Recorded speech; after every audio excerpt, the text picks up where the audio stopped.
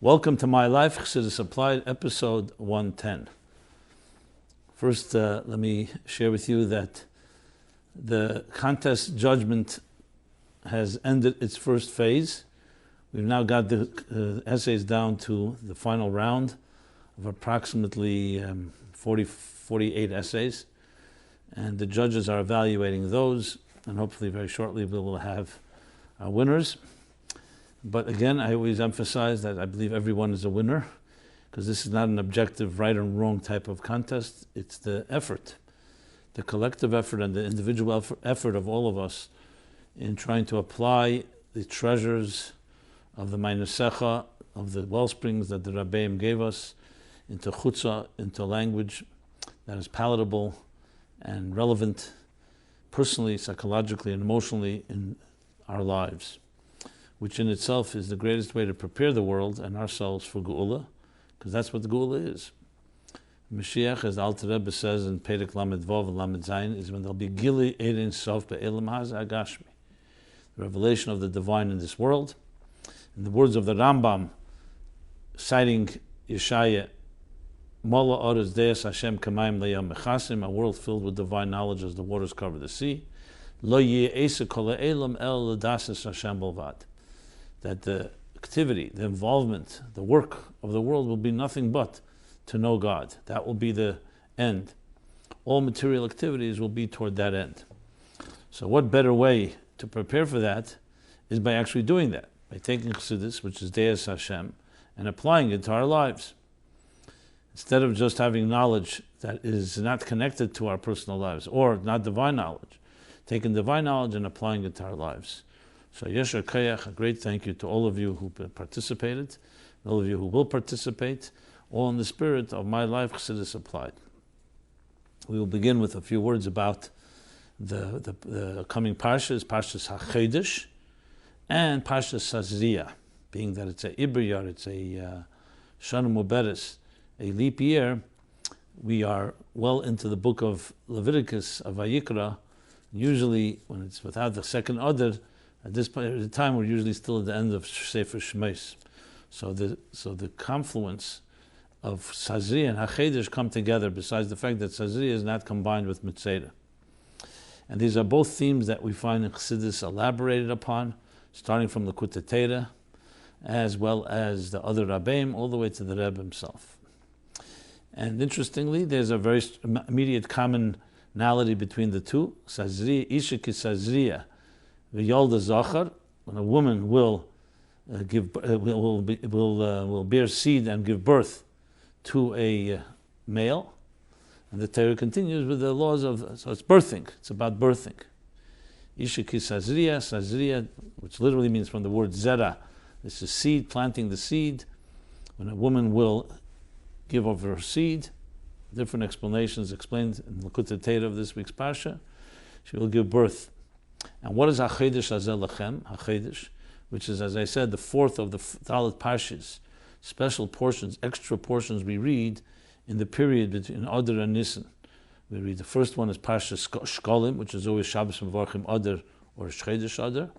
Then we read Parshas Zachar, which is always the Shabbos before Purim. Then we read Parshas Parah, which is always the Shabbos before Parshas HaChodesh. And then we read, this week, we read Parshas HaChodesh, which is what is the story of the beginning of the Geula, the redemption of the Jewish people, as they were, after 210 years of horrible persecution, ready to leave Egypt. And how did it begin? In HaChodesh Hazeh Lachem, in Parsha Boy, after all their suffering, after all the 10 makas, the 10 plagues, Hashem shows Moshe Rabbeinu, he shows him to the heavens, this will be the month, he shows him the new moon.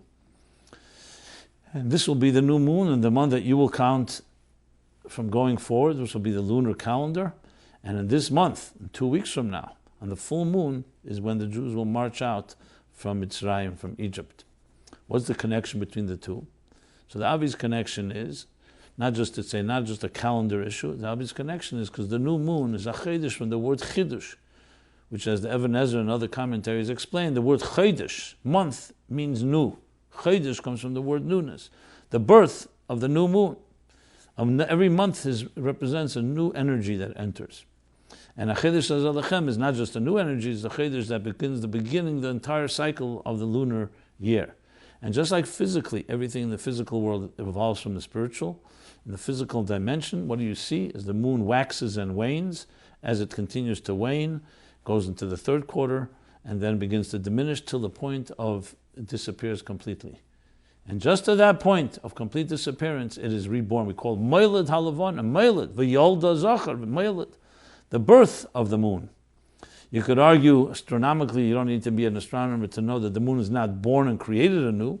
It's just the light that the angle of the moon, the earth, and the sun are situated, is that it comes to that point where you don't see. The moon is always 50% bright. Well, there are two opinions brought in Chassidus about exactly how the moon reflects the sun to the earth, but in the basic interpretation that most of us relate to, is that the moon is always bright in the part that's facing the sun. The only question is what angle it's shining to us. But as the Rebbe explains in a sikh in the Mem Dalet, I believe was Tu B'Av, that because the whole purpose of the creation of the sun and the moon is l'choyer ala aretz, they're not just created, so the fact that the moon is shining but no one on earth can see it means it's not fulfilling its purpose. So as far as its purpose goes, there's a renewal that's happening, a chiddush that happens, that there's the new month, the new moon, and that's why it's called new. It's not a new creation because it's not a physically new moon, but a new shining of light after it was diminished from the perspective of our perspective on earth, which is the purpose of creation, the place where Matan Torah happened, where the Beis HaMikdash was built, the center of existence, earth that God created. This is something new that happens, and that's the newness that Hashem is showing Moshe Rabbeinu. That just as the moon is Shehem Hasidin l'Chadish Kamesa, the Jews are compared to the moon. So though the Jews were literally at the brink of the abyss and the brink of extinction, the new moon reflects that even though it's completely dark, just at that point is the beginning of a new moon, a new birthing. And that, of course, has tremendous lessons in life. No matter what you're going through in life, even when it may seem very dark, the birthing will happen. You just have to see it through. The famous mashal from the Baal Shem Tov, the spiral staircase, called Schwindeltreppe in Yiddish. Schwindel means a schwindler, means a swindler, a thief. Why is it called Schwindeltreppe, swindling staircase? Spiral staircase, because when you walk up a regular staircase, you see the destination, and you may be a distant destination, but you see it. When you go up a spiral staircase, you keep on turning. Every time you turn, you don't see the destination. So you can be standing right before the destination, but your back is turned to it, and therefore you could think you have made progress. So right at the darkest moment, as they say, right before the dawn breaks is the darkest. So just at that moment, if you see it through, suddenly is the birthing. And that's what the Jewish people underwent then, when they came out of Egypt, and that's what we've gone through many times in history, when everybody wrote us off, when the obituaries were written after the Holocaust or other times of challenges, story of Purim as well. Just at that moment, there's a new birthing, a new moon. So that's the idea of renewal and v'yolda. But there's an additional point I want to add, which is more the Chassidus take on it. This is a general theme of renewal, and of course a psychological one as well, of always recognizing that within the darkness leads to deeper light, and so on. The stronger light, the energy that comes out of darkness. But there's also another point emphasized in Likutei Torah of this week's Tazria, and a very powerful sikha from the Rebbe, printed today in volume 12 of Likutei Sikhas, the second sikha on Tazria. The Rebbe said it the year Tavshin Chav Hei, 1965, the year that the Rebbe Tzachana passed away, his mother. And that sikha, the Rebbe, was a tremendous chidushim in the concept of avodah, what our avodah accomplishes. Because Isha Kisazriya refers to Isha as Knesset Yisrael, as the Jew. And Kisazriya is the effort we make in planting seeds and in bearing fruit through the work that we do in this world. And what is the result? V'yolda Zachar. You're able to create and reach and achieve the greatest achievements through our effort. Even though we are mortal human beings and with all our limitations, yet the Kavanah El Yena, the Nesava HaKadosh Baruch Hu, what God desired was our Aveda. So it's a worthwhile sikha learning on your own. Tremendous chiddush there, and I'll just sum it up because of the power of it. And that is that it's only in this world that we can create this chiddush, which is the v'yolda zachar, the birthing of a new entity, only in this world. Why? Because we are in a world that is so dark that if it's a world that's having revelation and you add some more revelation, so that's Gilei Helam in the language of Chassidus. You're revealing the concealed. But Chidush, something new, requires a situation where, as the Alter Rebbe says in the Geras HaKodesh Simachov, a yesh, which means an entity like us that is self-absorbed and does not in any way focus on anything but its own needs, when it comes to recognize that there's a higher power, higher force, and it comes to serve, it's breaking that natural, the yesh, which is, we feel like there is no cause to us, this is the ultimate chiddush, as the Rebbe says there in a footnote in the Sikha. When we take that and we align it, that's the chiddush taking. To be Megala Elokus in a world that's already divine, that's nice, but it's only revealing. So another Sikha, Miketz Mem Zayin, that goes hand in hand with this Tazria to Tavshin Chofei, that emphasizes that point as well.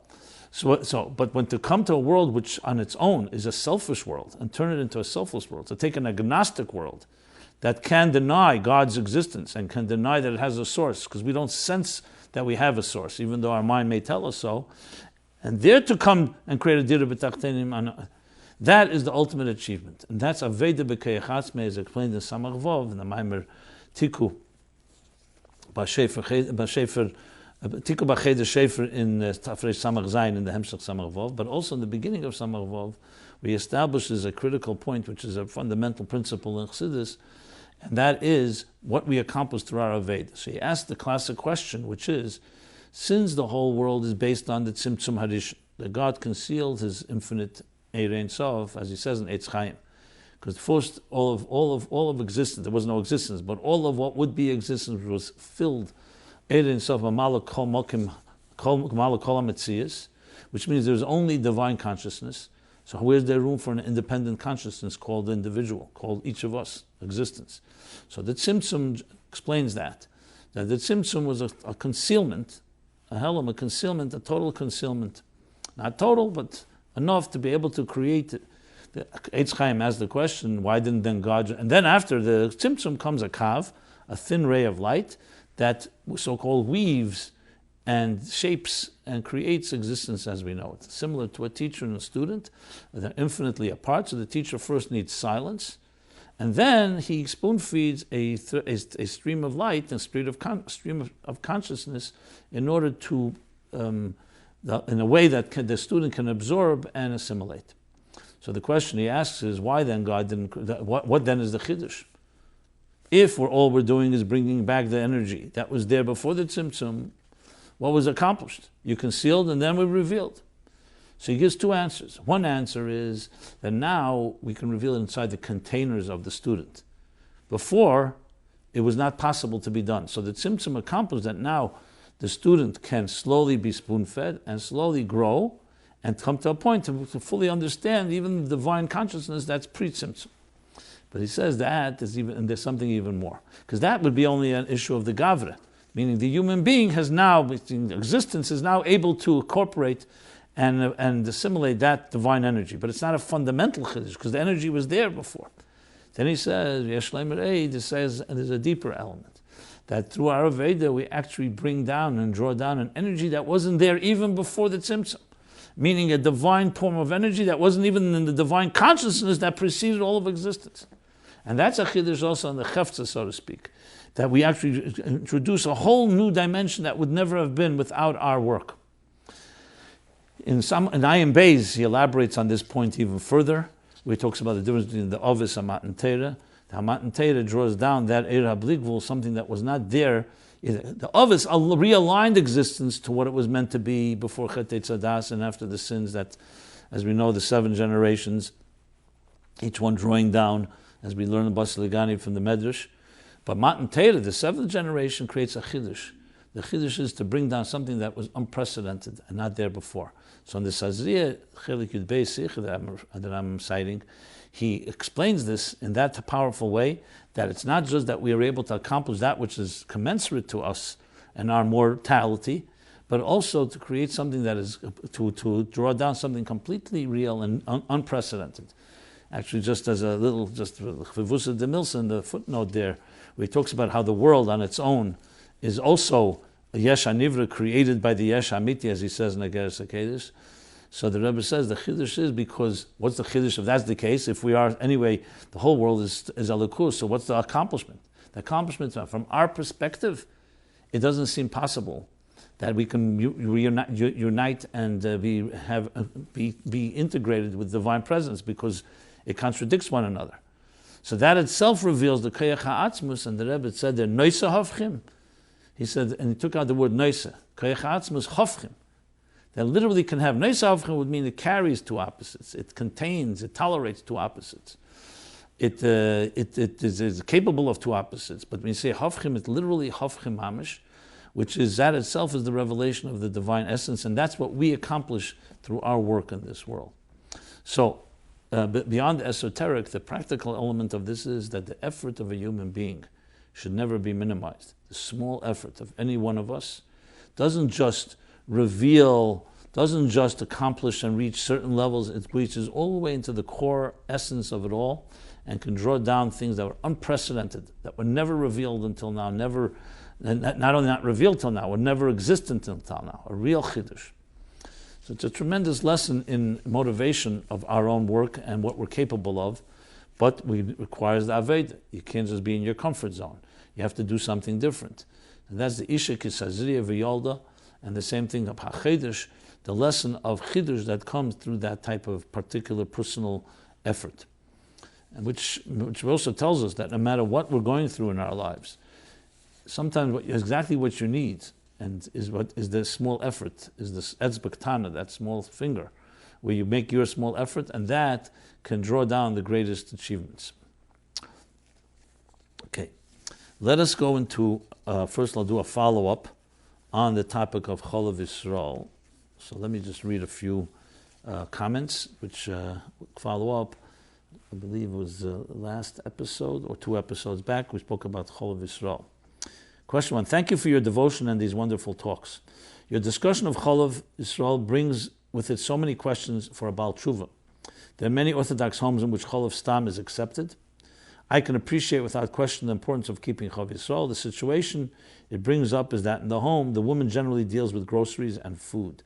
So if the man were to decide to keep Cholov Yisroel and the woman was not ready to add this in her home, the situation would arise in which the man is in a sense burdening his wife with a mitzvah that he wishes to be strict about. Even if the man goes out and buys his own milk so as not to burden his wife, it still would create tension in the home. My first question is, what is the best way to deal with the situation? Should the man wait until his wife is ready? Should he be insistent, which can sometimes have undesirable consequences? Second question is that you seem to focus on milk and not milk products as being important. Is it better to use Cholov Yisroel milk and still bring Cholov Stam chocolate, cheese, etc. into the home? Lastly, does a home in which Cholov Yisroel was not used need to be rekoshered to any extent if the switch is made to becoming Cholov Yisroel? I suppose taking up the topic of Pas Yisroel would be useful as well. Okay. Question 2, or comment 2. Actually, it's a comment which maybe also helps respond to the question number 1. And that is, I saw you, meaning the question number 1 in all his questions. The writer writes, I saw your subject for tonight and thought you might find the following relevant to Cholov Yisroel as interesting. There's a relatively new phenomenon called DA cows, i.e., which means displaced abomasum. The abomasum is known to us as the kiva, and when it is displaced, the cow doesn't give us much milk, doesn't give as much milk. They therefore perform surgery on such cows, and most often puncturing the abomasum, and rendering the cow and hence all her milk as treif midaraisa. There is therefore an additional problem that didn't exist, or at least was not known, in the days of Rab Moshe, which is much more serious even than the Gzeira of Cholovakum. The Cholov Yisroel producers take these cows out of the herd, or at least don't take their milk for the Cholov Yisroel production. Psudas Tevis. Okay, so that's an additional point, a very good point, an interesting one, that we have new challenges as well, just as technology and many new safeguards, but there's also new challenges due to issues as this writer just wrote. Regarding your question, really, it's not just a Cholov Yisroel question about how to deal with your wife. I think it's not just about Cholov Yisroel, it's about anything in life. It's inevitable a husband and wife may not always be exactly in the same compatible place, And obviously, as Yud clearly says, Shalom Bayis is the single most important thing. Even if there was something that was beyond Cholov Akum, Cholov Yisroel, which means something more darais, something more from the Torah, something, and not to minimize Cholov Akum and Cholov Yisroel, as I discussed in that last episode. And even if it was something more serious, is also the Torah says, as I've discussed a number of times, that Hashem says, erase my name in order to preserve Shalom Bayis, as the Rambam brings at the end of Hilchos Chanukah in Rambam. However, the key thing to remember is we're not talking about erasing any God's name. We don't need to rely on that when we work things out. It's important to have a discussion. I wouldn't start necessarily with a specific thing. It's important just that a husband and wife, spouses, should be in the same spiritual compatible place and religious compatible place. Pesach is coming. There are many issues, many chumras, and many different things, and it's important to be on the same page. If this should be actual issue, Cholov Yisroel, I think education is the best solution. Not my preference versus your preference, but just be aware. I have no doubt, and I find that usually women, it's easier than men. Men who are in their comfort zone, it's harder to get them out of their comfort zone. And if the woman or the man is more made aware of the Rebbe's words about Cholov Akum and Cholov Yisroel, about what Chassidus says, what the other things I cited, the story I told, other sources, awareness is always the best solution. So it's not about you versus me. It's not like the man is coming in and saying, this is what I want, and his preference. And additional, we have to always remember that using religion in the context of Shalom Bayis can always be dangerous. Because if the relationship is not a good one and then suddenly religion comes in the way, the question is their communication, is their mutual respect. So I don't want to go out of the boundaries of this discussion here, but once you're bringing up the issue of a spouse, I think you have to really look at, are you both really in a place where you can talk about anything? And therefore, should it be an issue to talk about this? If you're in a place you can't talk about everything, the question is why? And maybe then I wouldn't irritate it with bringing up Cholov Akum, Cholov Yisroel, and I would, as I said, find either through mashpiyim or other ways to communicate it in the context of a way that your wife can understand and appreciate it on her own, as instead of it being your command and order and preference. In addition, you have to also know, and I've heard this many times, where people say, my wife doesn't want to do this, my wife doesn't want to do that, and then you talk to the wife and she says, my husband doesn't go to daven, he doesn't do anything, he doesn't stand to sit and learn with the children, he's busy with his own things. And then you start wondering why you chose just these few items, and maybe you have to look at the whole picture and really look at it in that context. That's why it's always have to be careful in commenting on these type of points. As far as the other issues, there are halachic questions you should ask a rabbi, whether it's the same thing applies, obviously, even with butter and cheese and chocolate and stuff like that. This also applies, even though they have different requirements and may not have the same stringency with Cholov Akum or Cholov Stam when it comes to butter, because of the different reasons the halacha states. However, today we try to be, because it's so easy to access it all, why not have the highest level of Yiras Shamayim and highest level of highest standard? And Parshas Yisrael, again, is out of the scope of this discussion. Any other questions, halachic ones, this is not the forum for that. Please ask your local authority, your local rabbi, or your local mashpia to direct you in the right direction. Okay, that's that. Now let us move on. Since we spoke about the issue of Tazria, I thought also appropriate, because this is a topic we've covered a number of times, but the question was asked regarding reevaluating Tznius. How important is it? There's so much negativity and stigma associated with the discussion of Tznius. Many of us find that it is presented in a very distasteful way. How important is it in context of other values in our lives? Where would its proper focus be? How can we revisit it without all its stereotypes? Question 1 in this regard. I understand the importance of Tznius in a frum lifestyle, but sometimes it seems to me that we make it the be-all and end-all of a frum life. My question is as follows. When we see a woman or a girl walking around lacking in Tznius, how should we, Chassidim of the Rebbe, view the laxity? Should we assume that since she's lacking in Tznius, that means that she is lacking in all areas of Yiddishkeit? Or should we assume that she's lacking in Tznius, but in other areas of Yiddishkeit she is a frum woman? The lack of Tznius in the world today is affecting all of us, men and women. When a Jewish woman or girl sees a non-Jewish woman walking around, they might envy how good she looks and wish they could walk around like that. Some of us can't pass the test. The way it affects men and boys is what you described in episode 97. Healthy outlets for teenage boys. As you said in that episode, boys will be boys. We wonder what is going on behind closed doors. Why is it that boys, even if they have this issue, still have the opportunity to lead a frum lifestyle? On the other hand, girls don't have that opportunity. A lack of tznius is considered a very lowly thing for a girl. Thank you so much for everything you're doing for our community through MyLife Chassidus Applied. So first, I just want to comment on the tone. In general, no one put us in a position to be a judge of anybody. Should we assume this? Should we assume that? Don't assume anything. Not one way or another. It's not our position to assume things.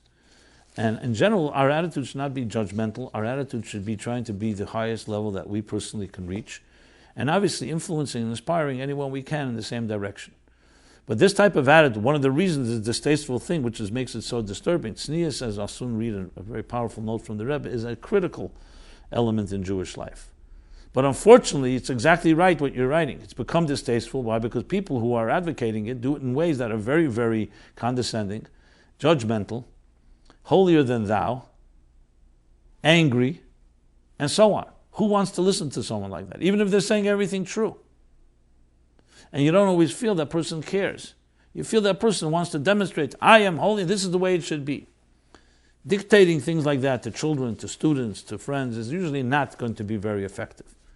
You really see someone in a situation that you think can be inspired, can reach a higher level. First of all, be a dugma chaya of what it means to be refined.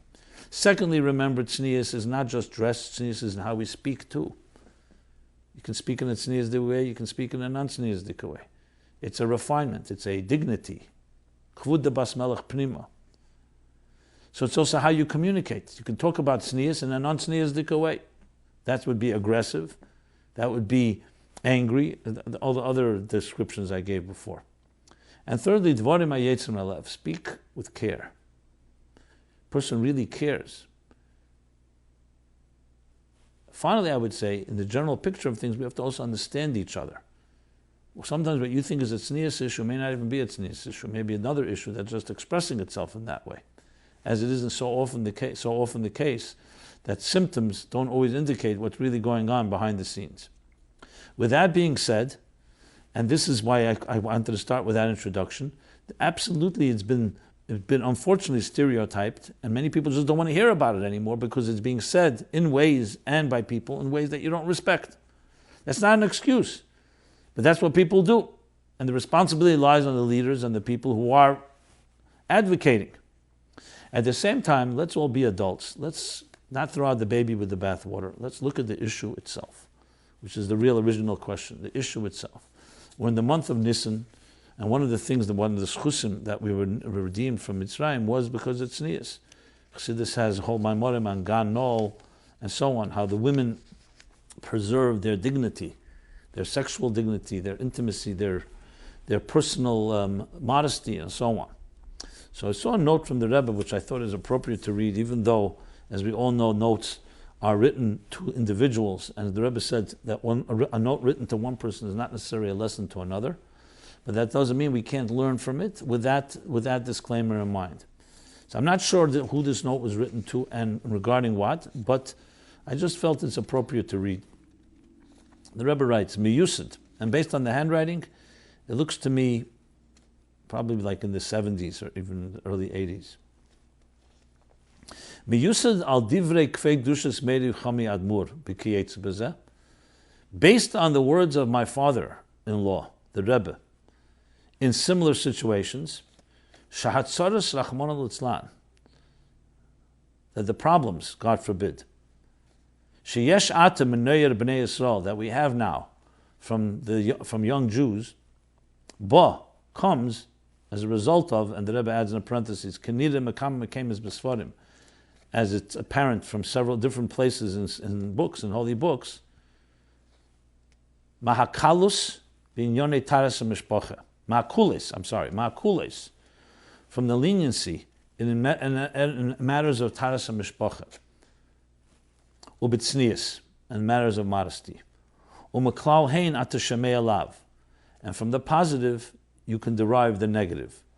Ma'ahein, the Rebbe writes, ahein, quote unquote, from the positive of the tznius de kimchis, and I discussed this back a number of months ago, the tznius of kimchis that's even one here she didn't allow seen in her home, that the walls in her home did not see.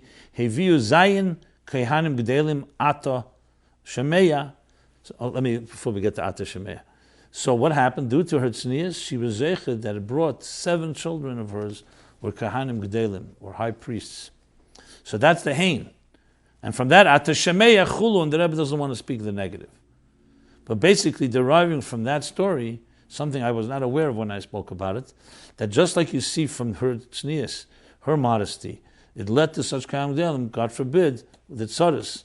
What happens if someone not that way also has an effect, as the Rebbe says in the beginning of the note.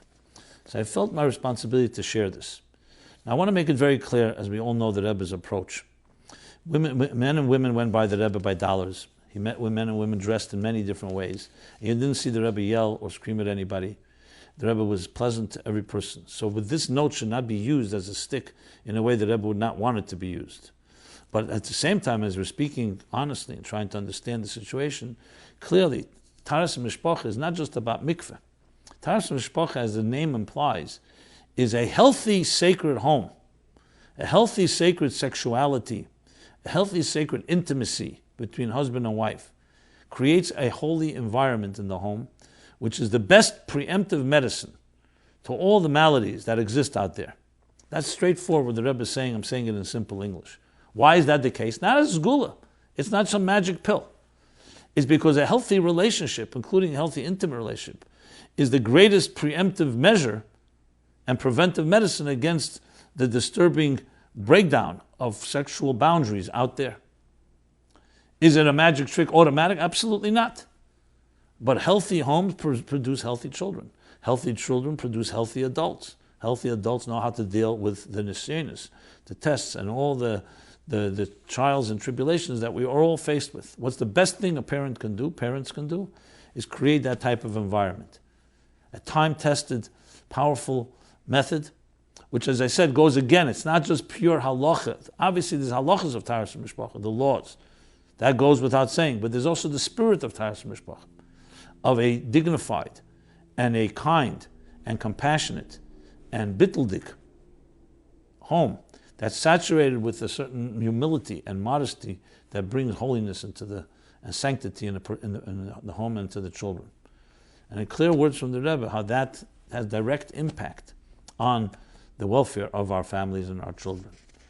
So, despite the fact that many people have so unfortunately created prejudices and biases against tznius because of what I've said, this still doesn't take away from the importance of it, and especially, as I said, as we approach the month of Nisan, month of holiday of Pesach, all year round. But this is a tremendous element, and I can speak from my own experience, that when you're talking to people and you see their situations, most problems begin at home. Let's be honest. Dysfunctionality begins at home.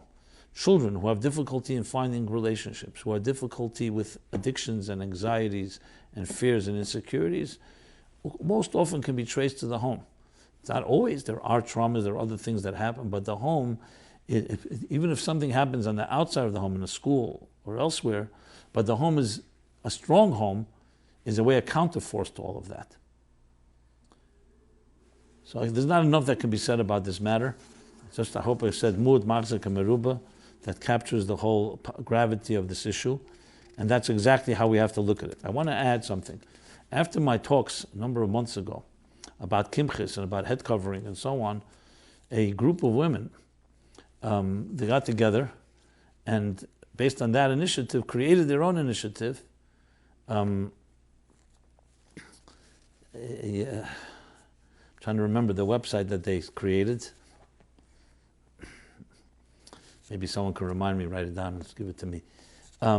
But bottom line is, because I find that an initiative coming like that from a group of women is unbelievable.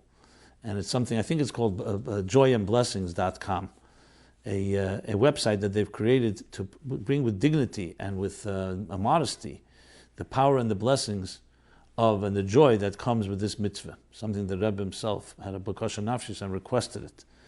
So I encourage everyone who wants to be involved in something like this, a grassroots effort like that, and I don't want to take credit, but I feel the schus that if something of this nature, MyLife, Chassidus Applied, could be the catalyst for something like that, that's a tremendous a tremendous thing to see, and I hope more of this will grow out of all different type of topics of bringing the beauty of Yiddishkeit and the beauty of Tznius, instead of seeing it as some type of pulling teeth, something negative. As soon as you hear the word Tznius, people begin to roll their eyes, and they begin to see all the negative because of people, unfortunately, who've created that image, that we don't have to let them monopolize it. Let's embrace it. Let us take control of it in a way that can be done with the highest standard, with the highest measure of dignity and majesty and sophistication.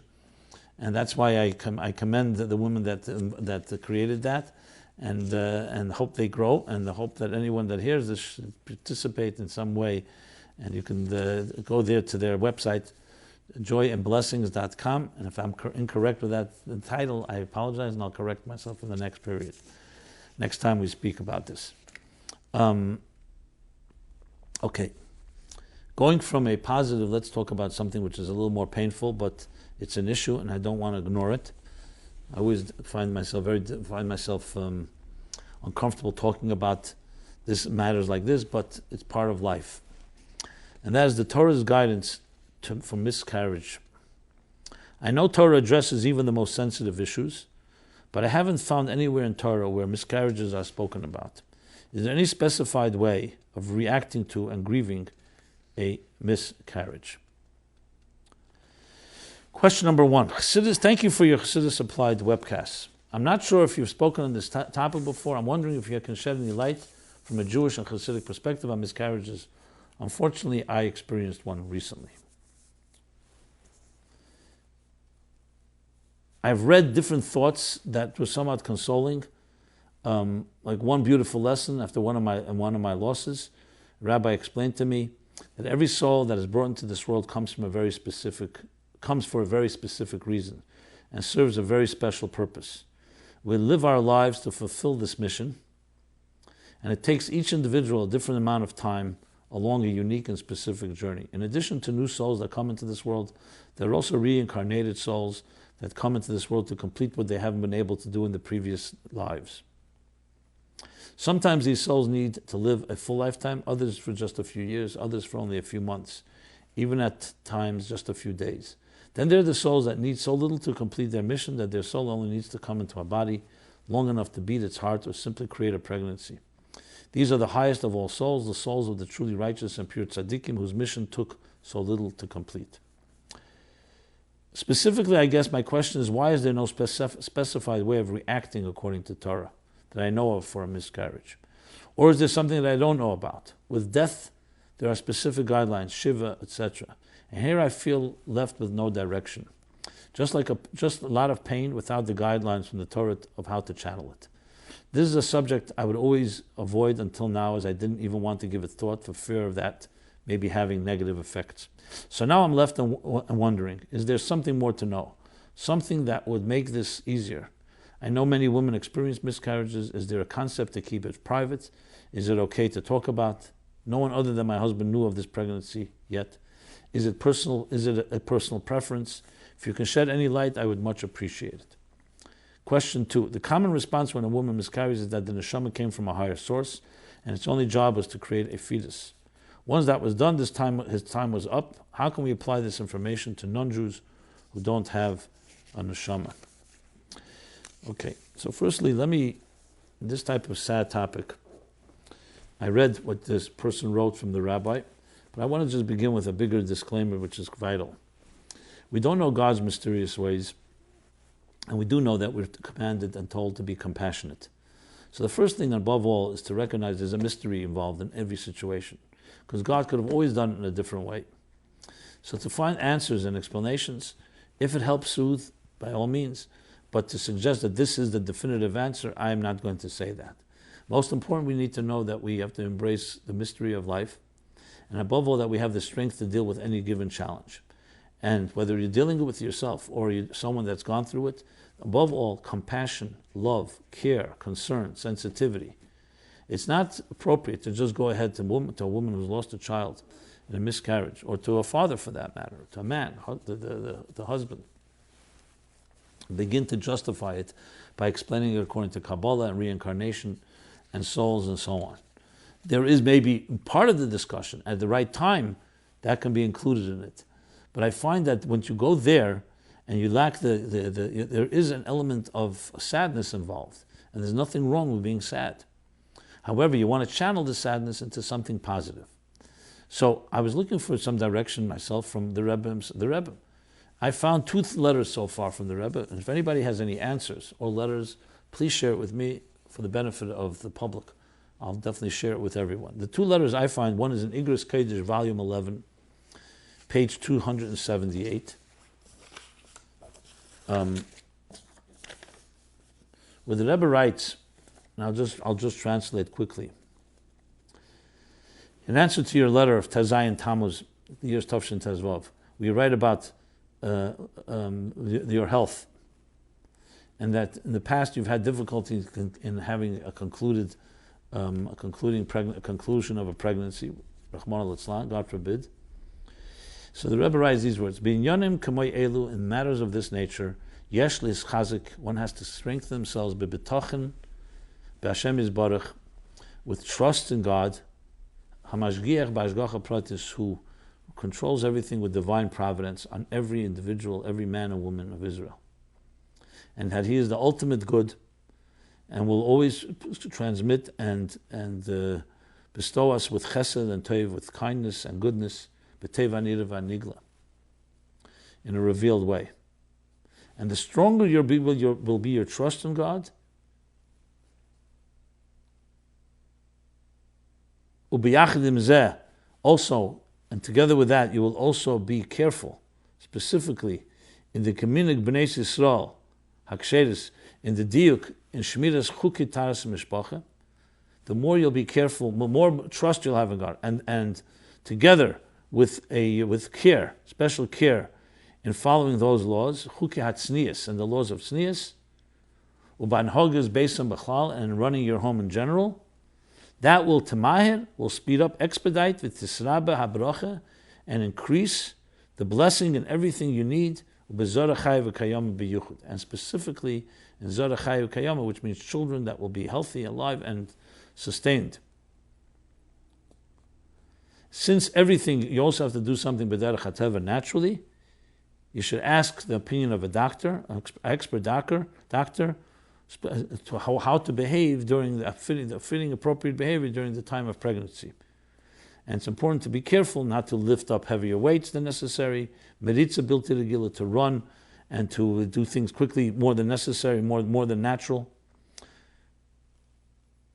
And that when you will become pregnant, b'shar teva mitzlachas, in the right and auspicious hour, leads to pasimal devaza. You should not make that public. You shouldn't let people know, except for those that are very close to you, until you enter the 5th month of the pregnancy. And the Rebbe adds in a footnote, if you have not checked your mezuzahs in your house in the last 12 months, you should do that as well. Now this again is a letter to an individual, and again this does not mean it's a lesson to everybody, but you can derive from this the Rebbe's approach. So the trust in God and using Taras Mishpacha again. Then there's another letter, which is a more recent one. This was from Tavshin Tezvav. Another letter which was printed recently in a volume 29 of 29, page 30, in Igros Kodesh of the Rebbe. You could look it up yourself. I'm not sure of the full context, but here someone had a miscarriage. The Rebbe told her about Taras Mishpacha, and then she had another one, and she wrote to the Rebbe that she had relearned the laws of Taras Mishpacha, and nevertheless had it again. The Rebbe's response was that if you learn it even more, you'll have details you may have not noticed. And he goes back to the same things again with Taras Mishpacha. Then he writes, some great Jewish leaders were born after their mother had a miscarriage. So in other words, there are times that something comes afterwards which is even greater than what you would have originally had.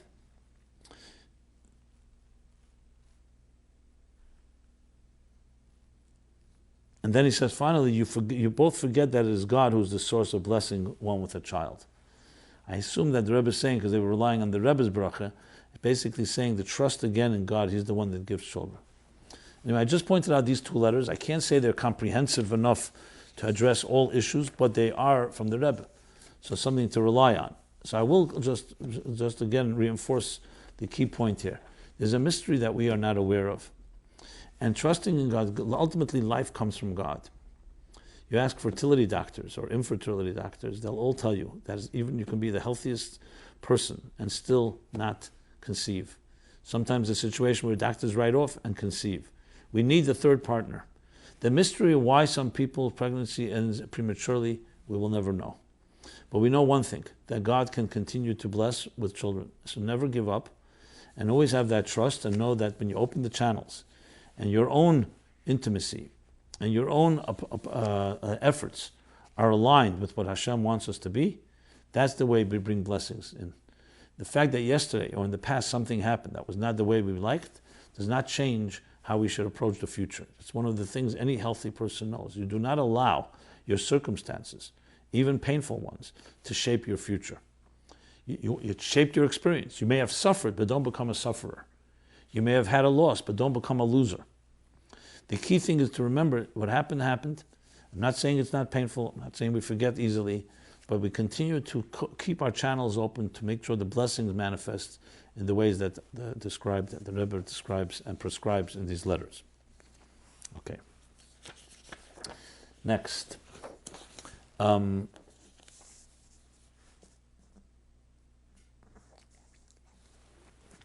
How literal are miracles? From a young age and throughout yeshiva, miraculous stories of the Torah are always at children's fingertips.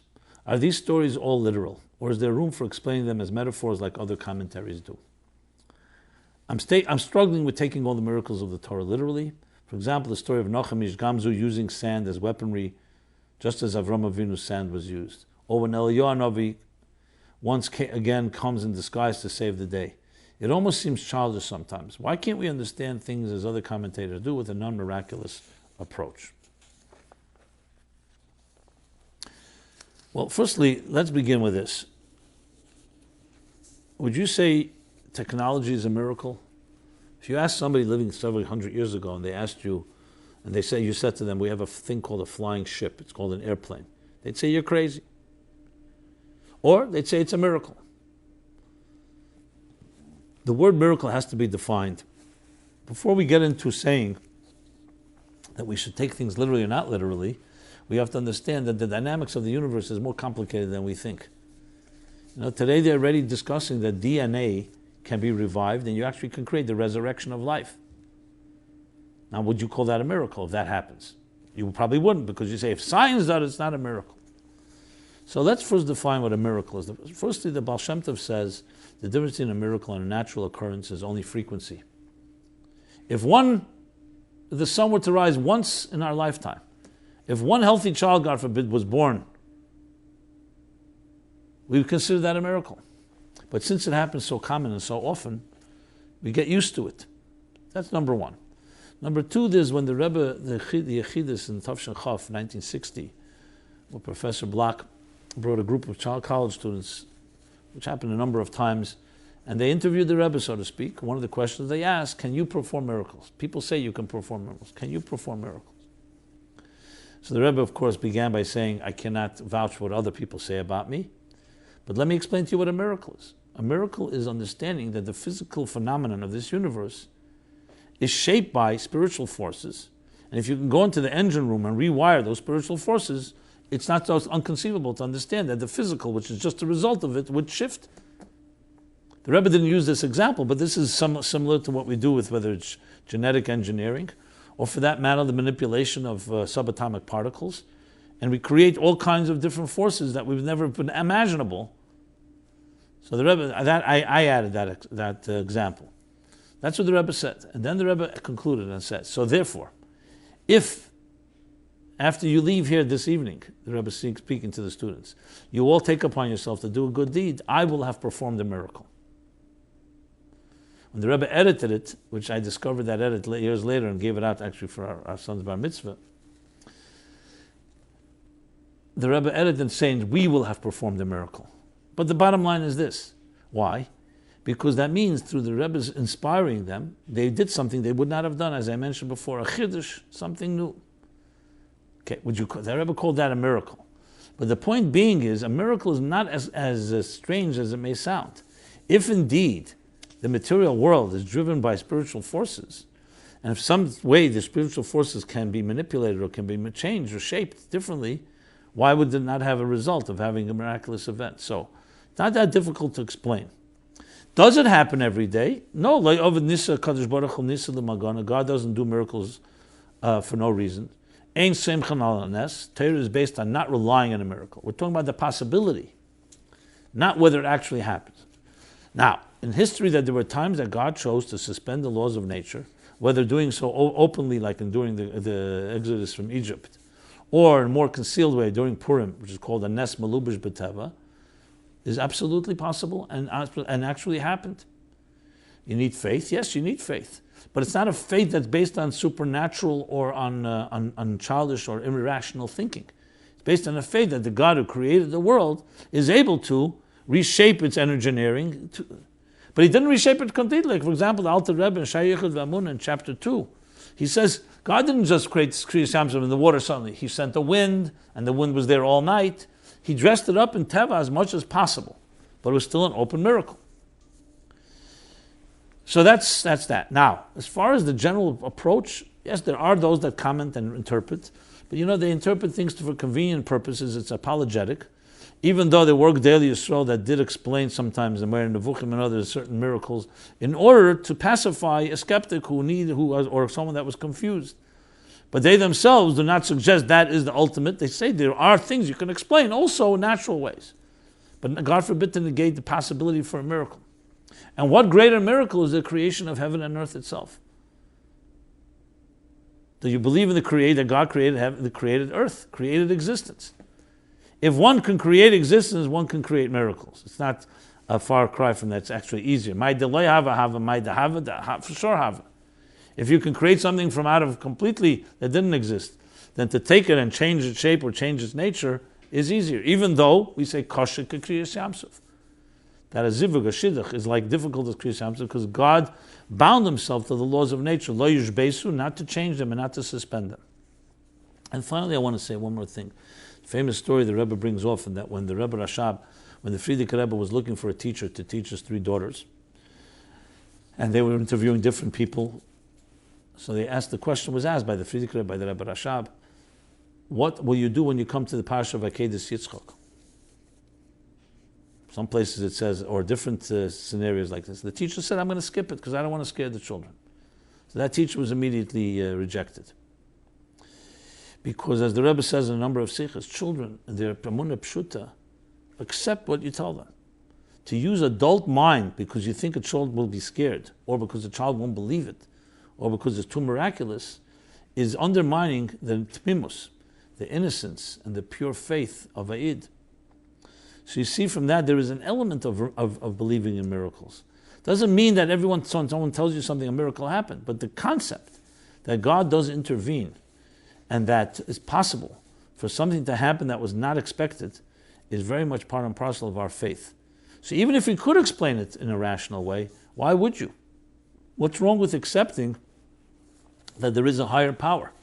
Again, it could be a combination of both. And I'm not suggesting that many things that God does through natural means. But this already goes into another area. What is the purpose of miracles?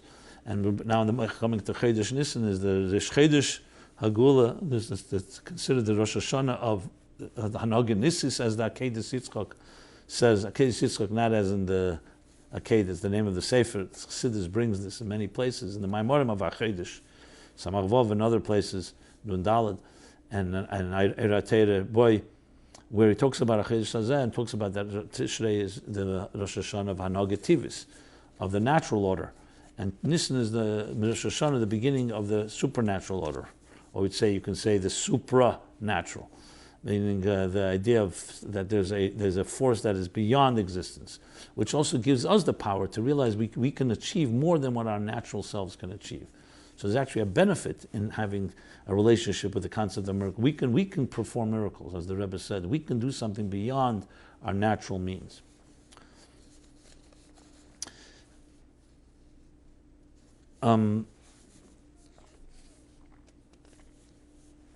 due to time limits, I'm going to take two topics and I'll move them to next week, which is about the Rambam and to clueless why people are jealous of me. And I'm going to go to the question, the Chassidus question of the week, which is a follow-up to last week's discussion. Last week we spoke about Shalosh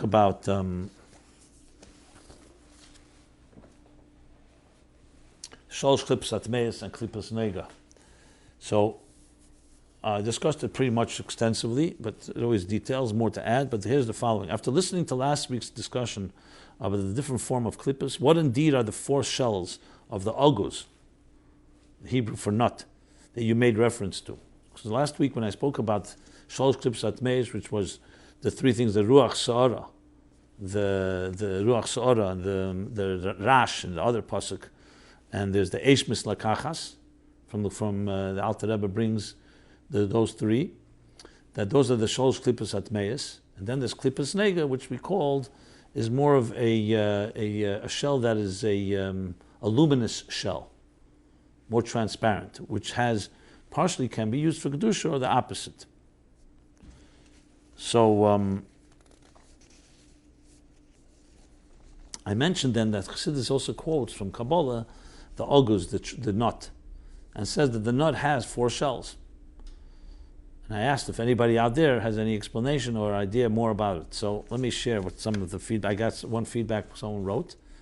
My understanding of the four klippers in a walnut is, first is the green soft shell, which we don't see, but that is how walnuts grow on trees. Second is the hard shell we see when we buy walnuts from the store. And three is the thin membrane, for some reason. Then finally is the third thin membrane of the nut itself. That's four. You see this on the free walnut, which are, by the way, soft. And the third, would be the junk between the hard shell and the nut itself. If you can get fresh walnut, this may be more apparent. One person writes this. Now I went and researched a little more, so let me share with you what I've discovered. First of all, let's get into the sources themselves. The source for the four parts of the nut are Zohar Chelik Aleph Yutez Beis, where he talks about Shlomo HaMelech when he entered or descended in the famous pasuk in Shir Hashirim Vav Yud Aleph. Yeradeti Leginas Agus, I descended into you could say the garden, the nut garden. So the Zohar continues and says he took a nutshell and gazed at all its shells, and he knew that all the primary pleasures within the spirit of these shells are coming to attach their toxins to the human. And the commentaries there, Migdash Melech, cited by the Tzemach Tzedek and Eira Teira Vayetze 213a, explain this a little more. Also, Zohar Chelik Beis, Tezvav Beis, talks about the four heads of holiness within, of the agus, of the nut, as well as in Zohar Aleph Chelik Aleph Reish Samach Beis, and he says that the four heads connect on one end and divide on the other end. And the stain on the nut's husks, what do they hint to? And he talks about the bitter almonds and so on. He also mentions their pistachio. So there's a number of Zohars that talk about these four levels, these four husks, or the four shells. Pri Etz Chaim Sharapunim, close to the end, which the Rebbe actually cites in the letter I quoted last week on page 71 in volume 1 of the Igros Kodesh. Also it speaks specifically about the three husks, which are the outer husks, and then talks about the one that's around the meat or the fruit, the nut itself, which is edible. At times you eat it, at times you don't eat it, and that's why it's klipas nega, as he says in Tanya and Perek Vov, that you can use it to elevate it, or you can use it the opposite way, where shlosh klipas you discard like the nutshell. Nobody eats the nutshells, the outer nutshells. Now, in looking it up a bit on a little more research, it becomes quite obvious. There is in the anatomy of a nut, there is what they call the pericarp, is the shell in general, which divides into three. The thin green outer layer called the exocarp, a thick fibrous middle layer called the mesocarp, and a very hard inner layer surrounding the large seed called an endocarp. In pecans, actually, the outer pericarp, they say, splits into four sections.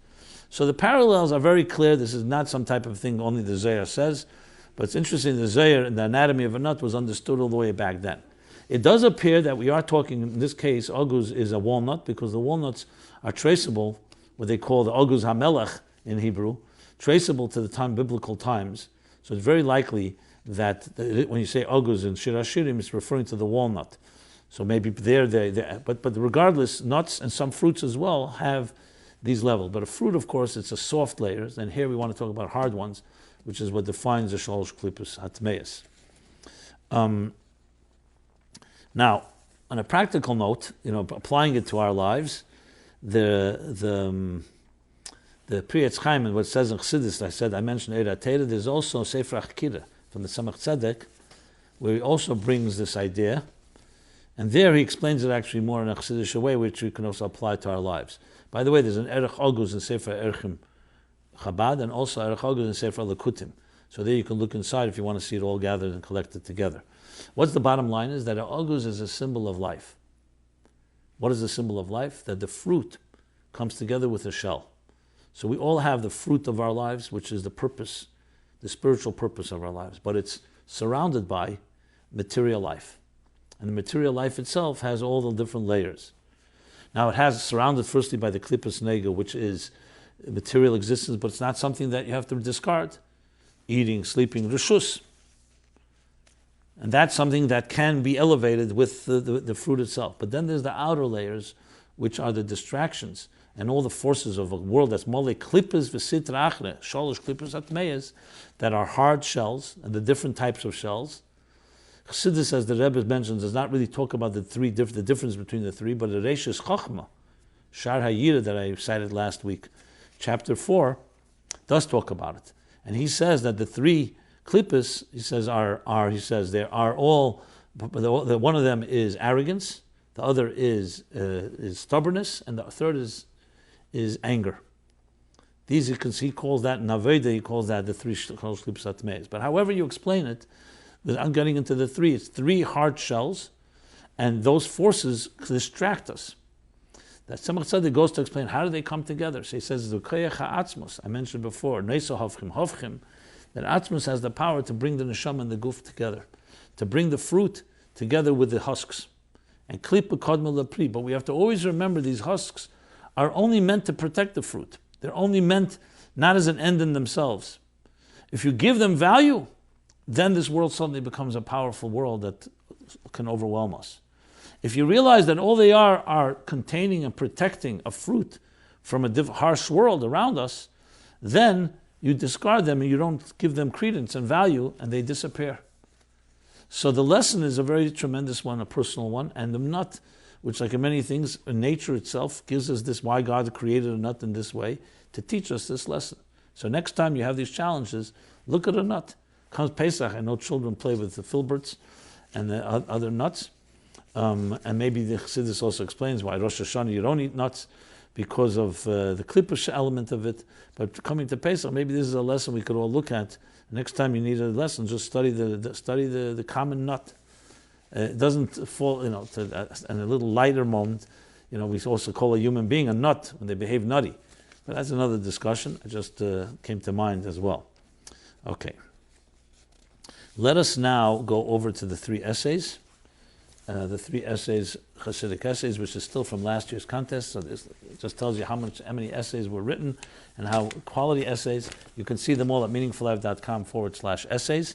So the first one is called Stand Your Ground, You Will Prevail, by Daniel Grantoviter, age 31, Cincinnati, Ohio. And this one is basically the idea of nisyonos. Have you ever found yourself in a situation in life in which there seems to be no way out? Have you ever experienced a problem so great you cannot believe God has put you in this situation? Have you ever been in utter daze with the flabbergasting question, how could this be happening to me? Ringing through your mind again and again. Imagine you've been accused of a terrible thing that you didn't do. You see no way to prove your innocence. Everyone is against you. How did it ever come to this? And he goes on with similar questions. And now here's the good news, he says. The Rebbe knows exactly what you're going through. And he goes through the Maimorim of Tov Shalom Advov. I assume he means the Sattel Re'echa, the Maimorim of Yud Beis Tammuz. 3 times the Rebbe said that Maimor. That, paraphrasing in English, you have given the ones who fear your trials with which to be tested, for the sake of the truth forever. In this Maimor, the Rebbe walks you through the test. and shows you how to pass it. Basically, that nisyanis, as opposed to birurim, is an illusion. It doesn't have any basis. Sometimes we're tested with something that seems impossible for us to overcome, and that itself is meant to elicit the Mesiras Nefesh, an inner strength within us, in the Gavra, in the person, to overcome any type of challenge. Passing the test is the greatest spiritual work of all. You have given the ones who fear your trials with which to be tested for the sake of truth forever. And it's basically, finally, bullet points that help a person get to that place. A very interesting essay, very good essay, as far as really dealing with challenges that sometimes seem insurmountable. Okay. Essay number 2 is Your Environment, A Reflection of You, by Sarah Chaya Elisha, age 34, Brooklyn, New York. Here, a personal essay applying psyche from the Rebbe in Parshas Miketz. She said, the answer the Rebbe gives to astounding question in that Parsha reverberates through my being. Basically, is the dreams that Pari had, and the sequence of events that follow lead us on a journey of understanding and touch upon fundamental principles of Chassidus, namely 2. Trach gut wird sein gut, think good and it will be good. And number 2 is Asher bara lases, that God created the world in order for us to repair it. She goes on to discuss the psyche in detail and explain how it's relevant to us and how it took her in a place where she could bring herself to a spiritual place, dealing with children, dealing with other things, by sometimes just reading a pasuk or reading something kedushadik without having to go and have a confrontation with children or husband and so on. Another good essay, commendable, that is worthwhile reading. Finally, the third essay is Amor Teda, say thank you. 3 small steps to a meaningful life, a Hebrew essay written by Menachem Kurzweil, age 43, lecture on education, Kiryat Malachi. Takes Moida Ani and uses it, the 12 words of Moida Ani, and uses it as a 3-step process of how to grow and deal with any challenge. The 3 steps are, and you can read it more specifically inside, the 3 steps is 1, pay attention, sim lev. Don't let things pass, concentrate on something, focus on it, wake up, so to speak. Pay attention. Number 2, shlavshin chayich, smile, be happy, have a positive outlook. And finally, express yourself. He explains how Moida Ani, these 3 come together, and these are the 3 keys to any type of healthy dealing with any healthy way of dealing with any challenge. Again, a very good essay. And with that, we conclude the essays for this week and this episode of MyLife, Chassidus Applied, episode 110. As we conclude the month of Adar, everyone should have a very freilich Adar, b'teiv anira v'anigla, in a revealed way, as I've read, and preparing as we go closer to Pesach.